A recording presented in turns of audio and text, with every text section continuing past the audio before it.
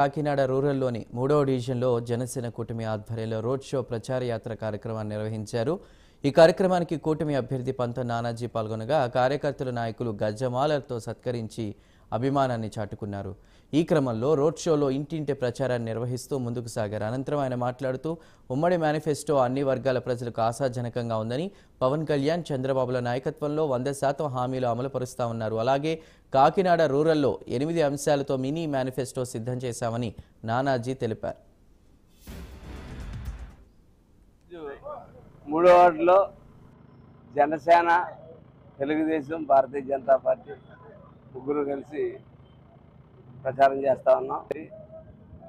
చంద్రబాబు గారి యొక్క పరిపాలనా దక్షత, పవన్ కళ్యాణ్ గారి యొక్క చలించే మంచి హృదయం, ఈ మూడింటిని కలిపి మా ప్రచార హస్తంగా తీసుకువెళ్తా ఉన్నాం.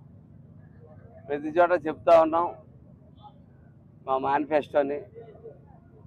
ఎందుకంటే మేనిఫెస్టో రచించడం అన్నది ఒక అనుభవంతో ప్రజలకు ఏం అవసరమో తెలుసుకుని చేయడం అన్నది ఆ అనుభవం చంద్రబాబుకు ఉంది. అట్లాగే అందులో ఒక హృదయం కూడా ఉండాలి. ఒక మంచి హృదయం కూడా ఉంటేనే ప్రజలకు ఏం కావాలో చేయాలి. ఆ హృదయం పవన్ కళ్యాణ్కి ఉంది. వారి ఇద్దరి యొక్క అనుభవంతో ఇవాళ మేనిఫెస్టో తయారైంది. ఇవాళ మేనిఫెస్టో మనిషి తినడానికే కాదు, సంక్షేమ పథకాలు ఒకటే అందుకోవడానికే కాదు, మనిషి తనంతటా తను ఫ్యూచర్లో కూడా నిలబడడానికి, తనగా నిలబడడానికి పనికొచ్చే మేనిఫెస్టో ఇది.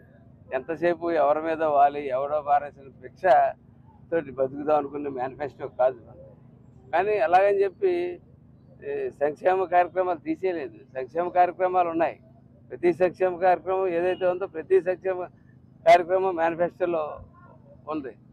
కానీ అదే కాకుండా ముందు మనిషి తనంతట తను నిలబడి స్వయంశక్తితో ఎదరికి వెళ్ళడానికి వీలుగా కూడా ఈ మేనిఫెస్టో తయారు చేయబడ్డది.